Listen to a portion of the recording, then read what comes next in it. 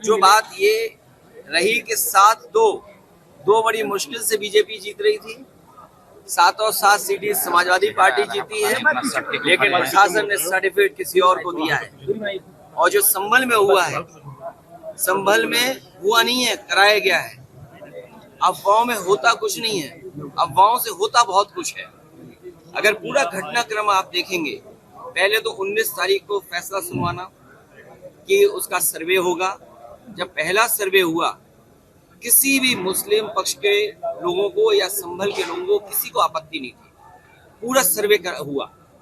लेकिन पता नहीं क्यों फिर दोबारा सर्वे करने का फैसला लिया गया और दोबारा सर्वे हुआ।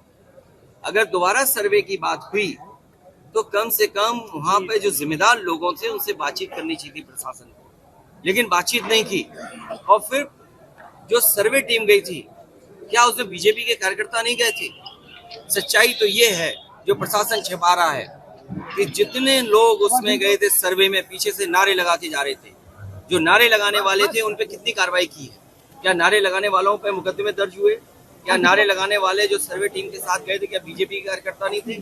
क्या प्रशासन की आंख बंद है इस बात को लेकर के? और सोचिए, आप पीजीआई में जाइए, नौकरी कहाँ की मिली राजस्थान के लोगों को?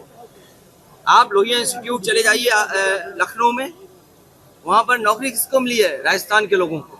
सैफई मेडिकल यूनिवर्सिटी में चले जाओ तो नौकरी किसको मिली है? राजस्थान के लोगों को। और फिर राजस्थान के लोग उनको बैठाया जिन पर प्रश्न लगता है, जो अधिकारी हैं वहां पर। ये क्या वजह है कि राजस्थान के अधिकारी देख रहे हैं सब वहां पर, और बाहर से लाए हुए टेम्परेरी जो एक्सटेंशन पे रह रहे हैं, उनसे कानून व्यवस्था संभाली जा रही है। ये गंभीर बात है। मुझे उम्मीद है कि इन सब घटनाओं को सुप्रीम कोर्ट सो मोटो लेकर के देखेगा कि आखिरकार इस तरह की साजिश क्यों रची गई। क्योंकि भारतीय जनता पार्टी को अपनी जो बेईमानी की थी उन्होंने, उस बेईमानी को छिपाना था। कोई दिल्ली का रास्ता इसी तरीके से दिल्ली तक पहुंचा था, कोई इसी तरीके से जहां पर अमन चैन को खत्म कर करके, भाईचारा खत्म कर करके दिल्ली तक पहुंचा था। आज लखनऊ वाले भी उसी रास्ते से दिल्ली पहुंचना चाहते हैं। ये दिल्ली और लखनऊ की लड़ाई है जिसमें जनता पिस रही है। मैं भारतीय जनता पार्टी का धन्यवाद देता हूं कि आपने जो हम लोगों को कोचिंग दी इस चुनाव में, पूरा प्रशासन आगे करके जितनी भी बेईमानी हो सकती थी की है। और लाभ देने के लिए क्या नहीं किया। सुनने में यहाँ तक आ रहा है कि एनटीपीसी, उनके सीएसआर से स्कूटी दी गई, प्राइवेट जो कंपनियां हैं उनसे दबाव बना करके उनके सीएसआर का इस्तेमाल कर करके सिलाई मशीन दी गई।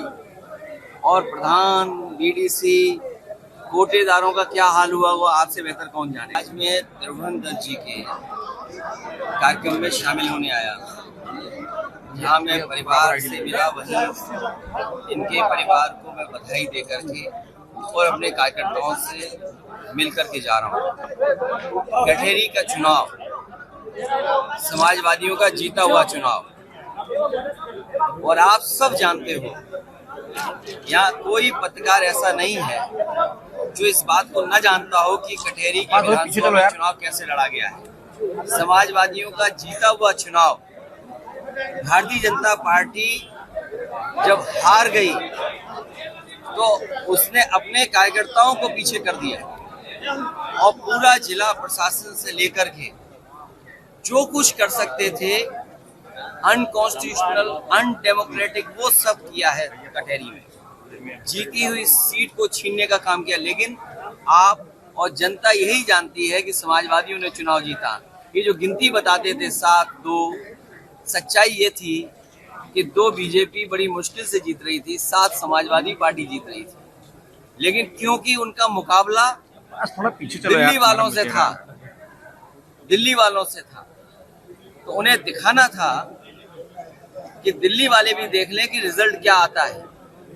इस बार वोट बीजेपी के कार्यकर्ता ने कम डाला है, प्रशासन ने ज्यादा वोट डाला है।